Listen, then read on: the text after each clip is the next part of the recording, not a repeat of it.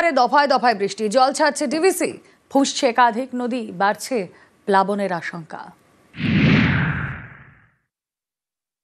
DVC কালকে আবার 24,000 cusec water জল ছেড়েছে। ঝাড়খণ্ডে বৃষ্টি হলো, তারপর আবার ছাড়বে। বাংলাটা যেন ওদের জল হজম করার একটা জায়গা হয়ে গেছে।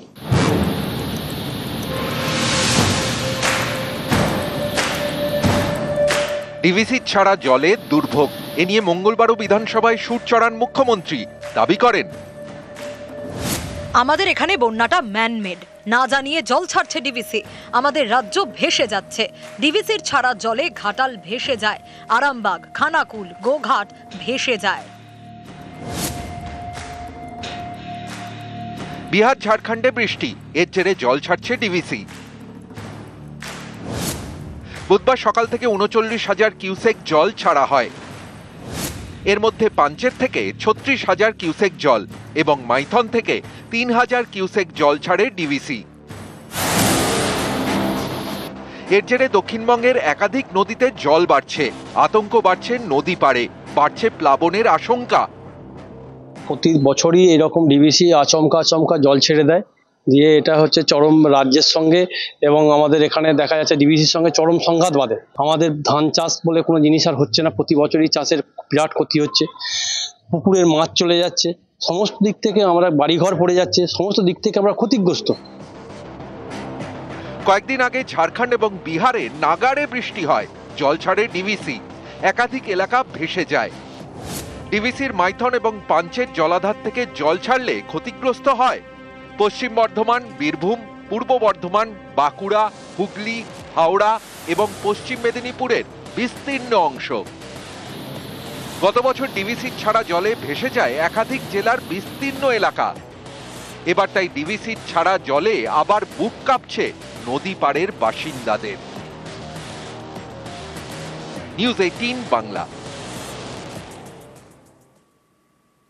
ভরা বর্ষায় শালপিয়ালের এই জঙ্গল দেখুন, দেখে মনে হবে যে কালো মেঘের মাঝেই যেন কেউ ওই সবুজের নানা শেড দিয়ে ছবি এঁকেছে।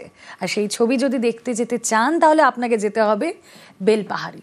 অরণ্য এখানে সত্যিই সুন্দরী।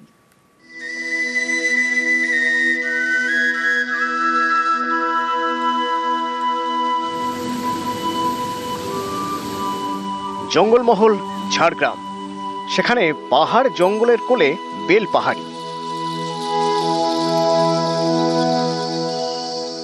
সবুজের মাঝে বড় বড় পাথর, মাঝখান দিয়ে বয়ে যাচ্ছে জলের ধারা। পাহাড়, জলপ্রপাত সব রয়েছে একসঙ্গে। সোলো ট্রিপ হোক বা ফ্যামিলি ট্যুর, ঘুরে আসাই যায় বেলপাহাড়ি। ঝাড়গ্রাম স্টেশন থেকে বেরিয়ে বাসে বা গাড়িতে ডেস্টিনেশন বেলপাহাড়ি।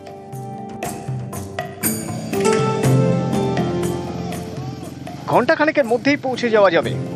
শীতে বেলপাহাড়ির এক রূপ, বর্ষার মেঘে ঢাকা পড়লে আর এক।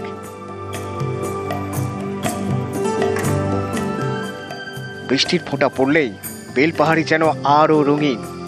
এই জায়গা এখন পর্যটকদের অন্যতম প্রিয় ডেস্টিনেশন। এর এই যে সবুজ অরণ্য আর এই যে আপনার খাগড়া জলপ্রপাত, আমরা এই কাকড়াঝোড়, এর যা রূপ দেখছি মানে এক কথায় অসাধারণ। আর এখানকার মানুষজনের সঙ্গেও মেলামেশা করলাম, আদিবাসী মানুষজন আমাদের খুবই অসাধারণ মেলামেশা করলো, আমাদের মাছ কেটে দিল, সেও নিয়ে যাচ্ছি। প্রতিটি ঋতু অনুযায়ী সেই অমাবস্যা রাত হোক বা পূর্ণিমা রাত হোক মানুষ আসতেই পারে। হ্যাঁ, যদি বলেন যে বেলপাহাড়ির ভরা যৌবন কোন সময়, নিশ্চিতভাবে বর্ষাকাল হচ্ছে বেলপাহাড়ির ভরা যৌবন। বেলপাহাড়িতে শালের জঙ্গল, আনাচে কানাচে লুকিয়ে রহস্য। কোথাও খাগড়া জলপ্রপাত, কোথাও তারাফেনী ব্যারাজ, কোথাও আবার কানাইশ্বর পাহাড়, আরো কত কি। জঙ্গলের ভিতরে থাকার জন্য রয়েছে হোমস্টে। অধিকাংশ স্যাটারডে সানডে তো হাউসফুল থাকতোই, এবং অন্যান্য ডেটগুলোতে আমরা দেখছি এখন একটু হাউসফুলের দিকে এগিয়ে আছে। খুব সুন্দর জঙ্গলের মাঝখানে যে বৃষ্টি ভেজা জঙ্গল, তো স্বাভাবিকভাবেই টুরিস্টকে আকর্ষণ করছে। চিল্কি করে বোটিং বলেন, ঝিরিতে বোটিং, তারপরে একটা বেঞ্চ বসার টসার জায়গাগুলো কিছু সৌন্দর্যীকরণ করার প্রোগ্রাম চলছে। ঝাড়গ্রাম থেকে রাজু সিং, নিউজ 18 বাংলা।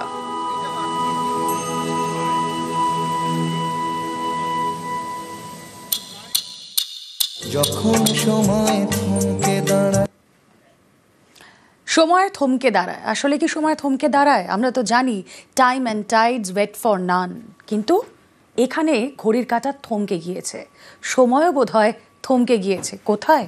চুঁচুড়ার ঘড়ির মোড়ে।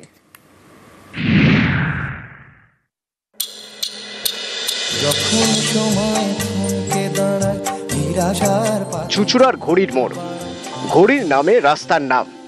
সেই ব্রিটিশ আমল থেকে সেই ঘড়ি বন্ধ।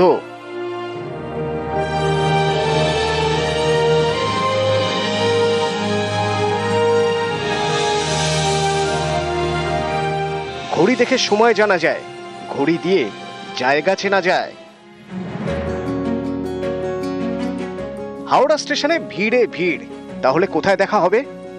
দেখা হবে বড় ঘড়ির নিচে।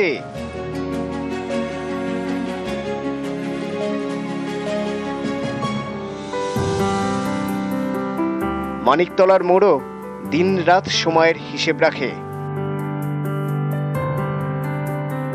লেকটাউন থেকে দার্জিলিং প্রতি আওয়ারের খবর দেয় ক্লক টাওয়ার।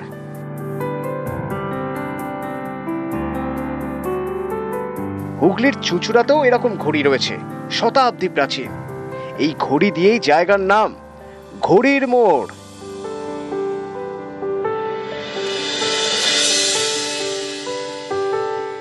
চুঁচুড়ায় চার মাথা মোড়, এখানেই রয়েছে প্রায় 111 বছরের পুরনো দম দেওয়া ঘড়ি। একটি স্তম্ভের মাথায় 4টি ঘড়ি। Edwardian clock tower. এই ঘড়ির নামেই চার মাথা মোড়ের নাম ঘড়ির মোড়। হুগলি চুঁচুড়া পুরসভার লোগোতেও এই ঘড়ির ছবি আছে, কারণ এই ঘড়ি জেলার অন্যতম মুখ। এই ঐতিহাসিক ঘড়ি প্রায় 2 বছর ধরে বন্ধ। কয়েকবার সারানো হয়েছে, কিন্তু লাভ হয়নি।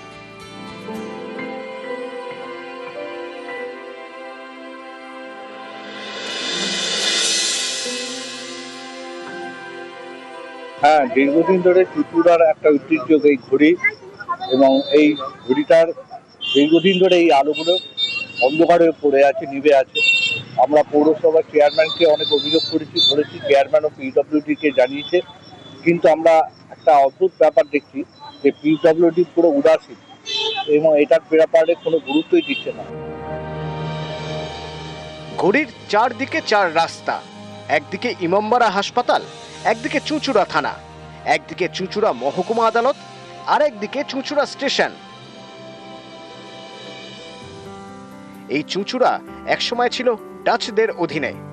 অন্নদাশঙ্কর রায় লিখেছিলেন, হাঁসের প্রিয় গুগলি, পর্তুগিজদের হুগলি, গুণের প্রিয় তানপুরা, ওলন্দাজদের চিনসুরা।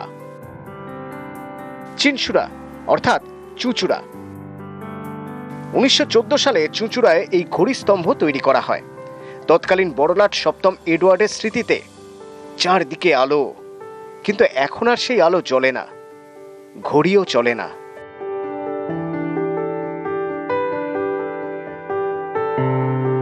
চুঁচুড়া শহরে ঘড়ির মোড় বাঁচাও কমিটি তৈরি হয়েছিল একসময়। এখানকার অনেক বিভিন্ন রাজনৈতিক দলের নেতারা ছিলেন, এবং এই ঘড়ির মোড়ের এই যে ব্যারিকেড দেখছিল, এটা অনেক উঁচু ব্যারিকেড ছিল। এটা নামানো হলো এই কারণে, এই ঘড়ির মোড়কে যাতে নোংরা না করা হয়। পিডব্লিউডি ইলেকট্রিক্যালের দায়িত্বে এটা। পিডব্লিউডি ইলেকট্রিক্যাল দীর্ঘদিন ধরে উদাসীন। 4 বার চিঠি দিয়েছি পিডব্লিউডি ইলেকট্রিক্যালকে, যে ওই 4টে লাইট, যেটা হেরিটেজ ঘড়ির দিক থেকে 4টে লাইট আছে, সেটা ঠিক করে দেবার জন্য।